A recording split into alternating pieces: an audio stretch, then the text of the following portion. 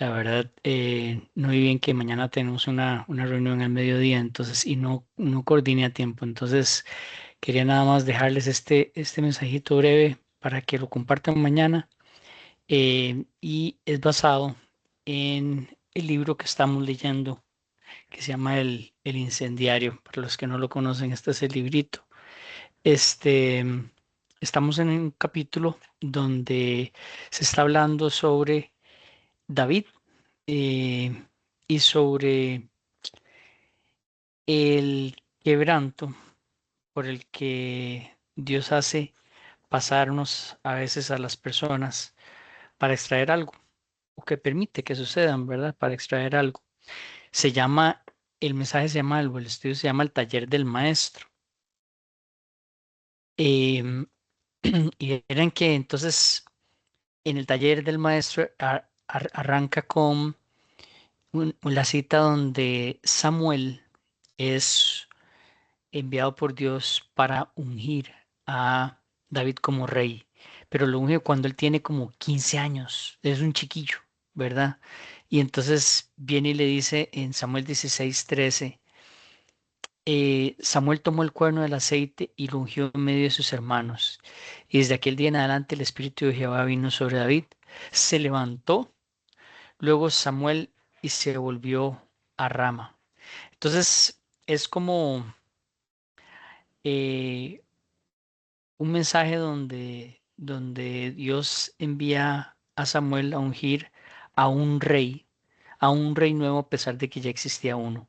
En ese momento Saúl era el que gobernaba, Saúl era el que tenía el trono sobre su cabeza y Saúl era perdón, la corona sobre su cabeza y era el que se sentaba en el trono, ¿verdad? Pero en ese momento Dios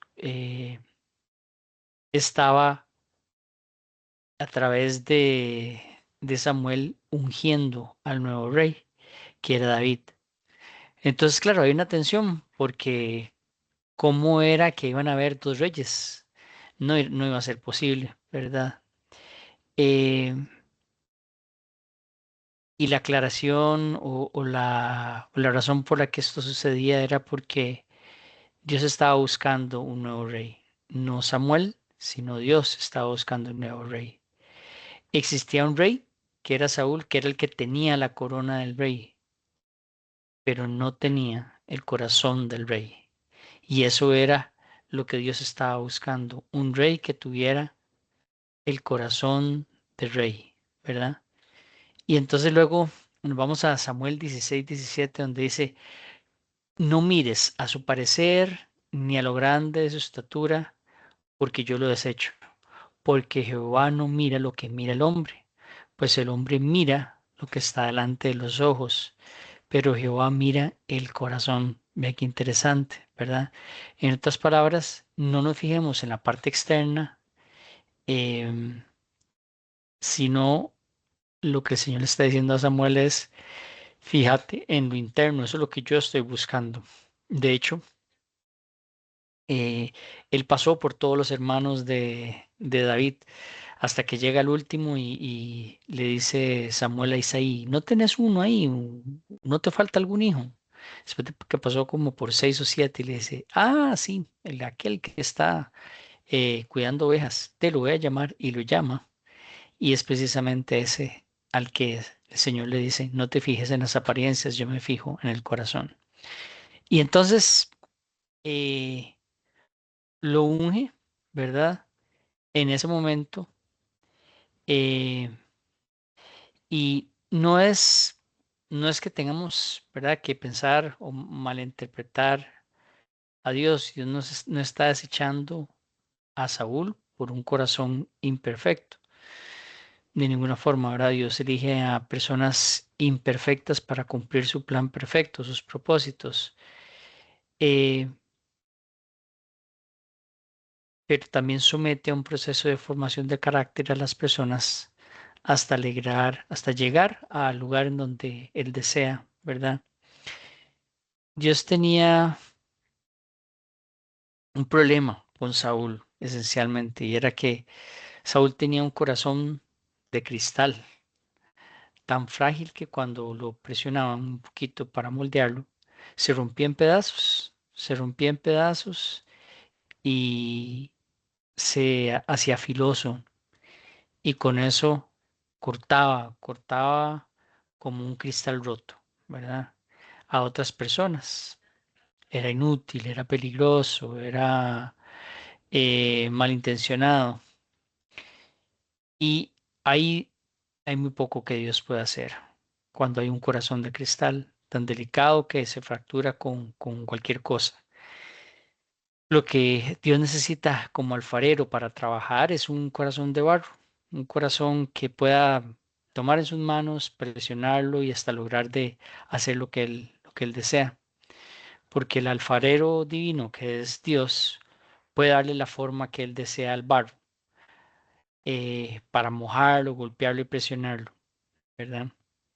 Entonces, sin un quebrantamiento, el alfarero no puede trabajar. Dios tiene que tratar el corazón de quien quiere que le sirva, moldeándolo para sus propósitos. Entonces, el corazón es lo que sostiene, donde se sostiene la, la corona, lo que él quiere, el propósito que él tiene.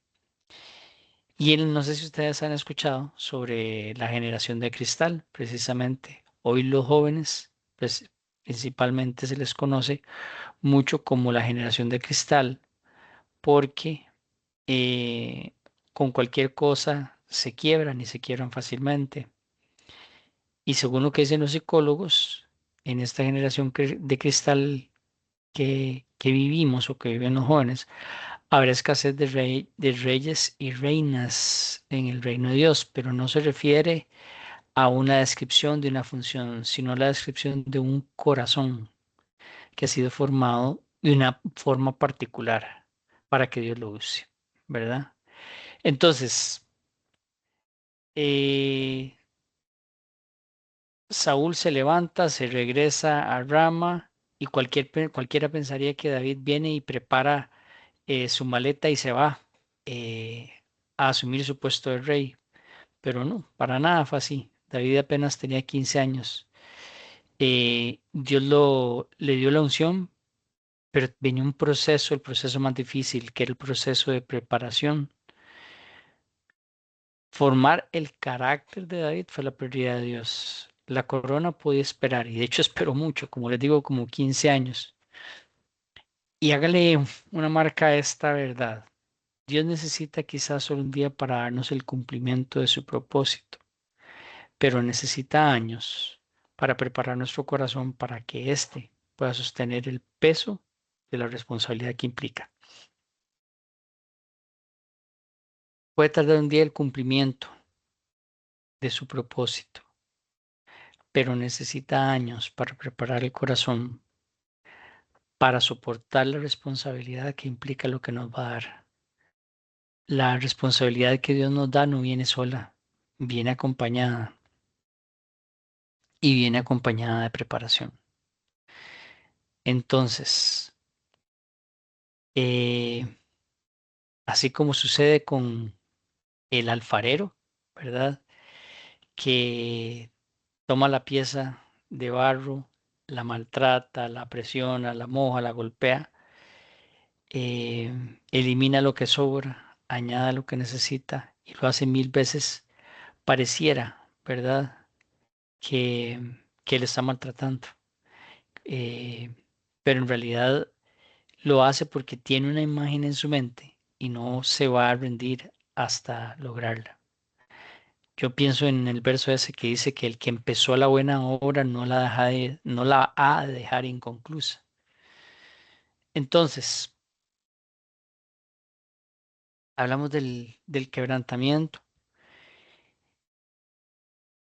y el autor habla sobre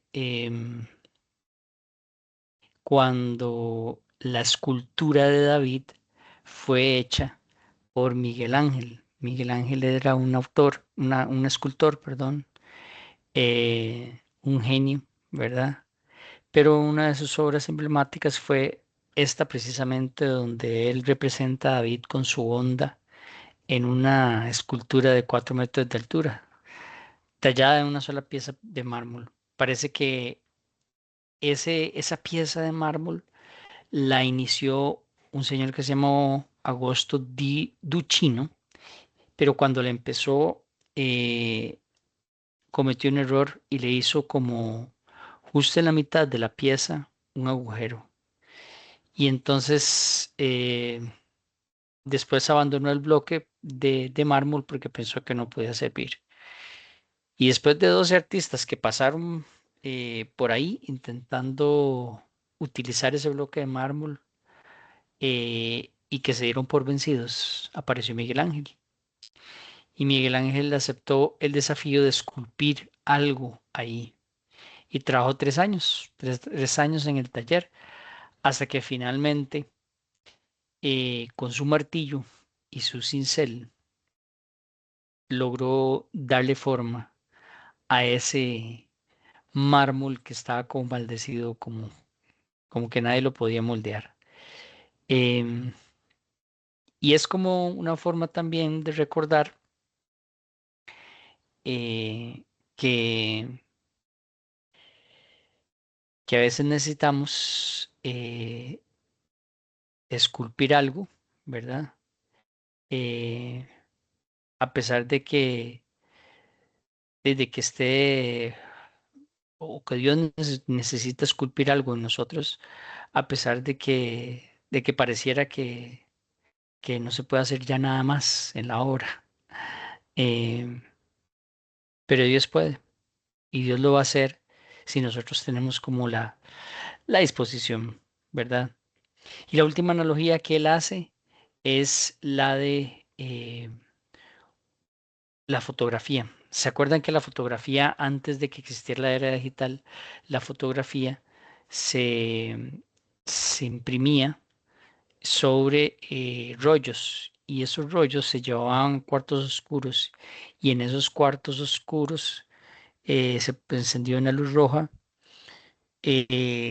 Esas fotos eran impresas sobre cinta que era fotosensible y entonces al contacto con la oscuridad y esa luz roja se develaba la foto. Em, y lo interesante es que esa imagen saliera a la luz. Para que esa imagen saliera a la luz requería pasar por la oscuridad. Entonces hay varios ejemplos, ¿verdad? Que se vienen a nuestra mente y es porque a través de la historia, a través de la Biblia, esos cuartos oscuros tienen diferentes formas. Para José fue la cárcel, para David, por ejemplo, fue la cueva de Adulam, para Elías fue la casa de la viuda, para Moisés fue el desierto, el lugar donde Dios le habló, para Job fue la enfermedad fue lo que lo acercó a Dios y ahí es donde la frase esa famosa que él dice, de oídas te había escuchado, pero ahora verdaderamente te conozco. Pero Daniel, y para Daniel fue Babilonia, en Babilonia fue cuando le conoció, para Pablo fue el aguijón, para Abraham fue la espera. Todos esos cuartos oscuros fueron situaciones difíciles para ellos, procesos por los que Dios los llevó, eh, pero también que cuando pasaron por ahí, Dios reveló su plan en ellos, ¿verdad?